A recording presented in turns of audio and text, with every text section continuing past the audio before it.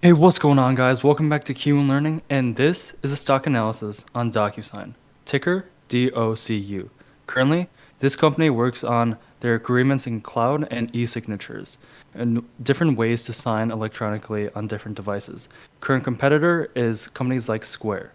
And right now, DocuSign is down nearly 30% after hours today, tanking off nearly all of their gains in the past year. And just in terms of where they were in ultimate highs, just back in July, they were valued at nearly $300. Right now, after hours, they're currently at $164. And today, in this video, I'm going to be going over their earnings and why they are down so much after hours and what their true value really should be. So, going over, we have, as I said before, 30% after hours, but this is based on their fourth quarter guidance. What this means is that essentially their futures are not as good as analysts thought it would be. Even though their actual earnings itself, their EPS or earnings was 58 cents per share, while 46 cents was expected by analysts. So they actually beat their earnings in terms of cents per share. And even revenue-wise, they actually posted 545 million in just the past 3 months, while analysts only expected 531 million. Now, the reason why is because they have a revenue growth excess of nearly 40%. And this was something that analysts thought that would be consistent, even though it's not completely realistic.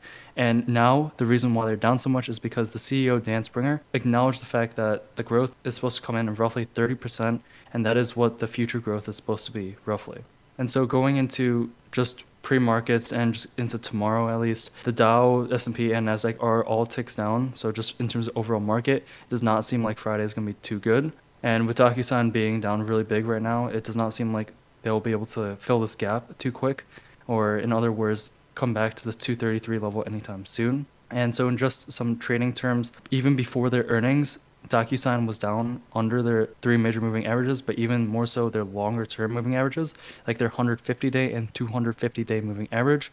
And so now they're roughly sitting at this 165.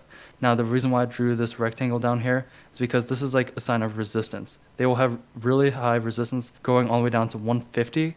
And if they go past that, like even 165, 160 mark, I do think that this company would be relatively good to short, which basically just means you guys can sell instead of buy the stock and bank on the fact that the company will not do as well instead of go up. And the highest resistance, in my opinion, for DocuSign will be at $150 a share and $135 a share, just because of some historical data and some historical resistance they had all the way back in July and June of 2020.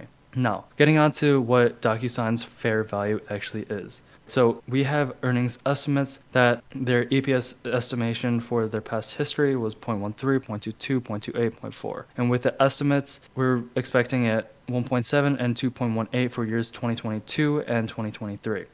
Now, I showed you guys this last video, and you guys can do this for yourself, and it's really easy.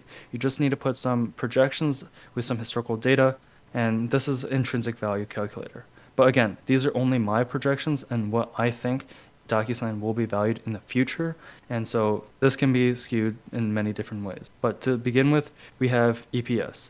So I do believe in the next 5 years that DocuSign's average EPS will be roughly 1.5, even though currently they're not setting that high. I do think the futures will even that out for them. So in the next 5-10 years, I do think that an EPS of 1.5 is relatively fair. Now going back down to the expected annual growth rate of 28.2, the reason why I got this is because even though that the growth estimates for the next 5 years 46.8, it does say that next year will only be 28.2. So I just want to be on the more conservative side.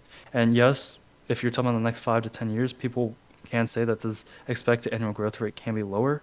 So this is not really a conservative estimate, but more of like a mid-term estimate. If you're going conservative, I would probably keep this at like 20%, even though DocuSign is just starting to finally gain traction. And so with the current market price, we have a 164 and an intrinsic value, or in other words, fair value-wise, DocuSign should be worth around 155 with these projections and these conclusions, right? But this, again, easily can be skewed because if their annual growth rate isn't 28%, but even lower at 20%, then the stock should easily be at 115.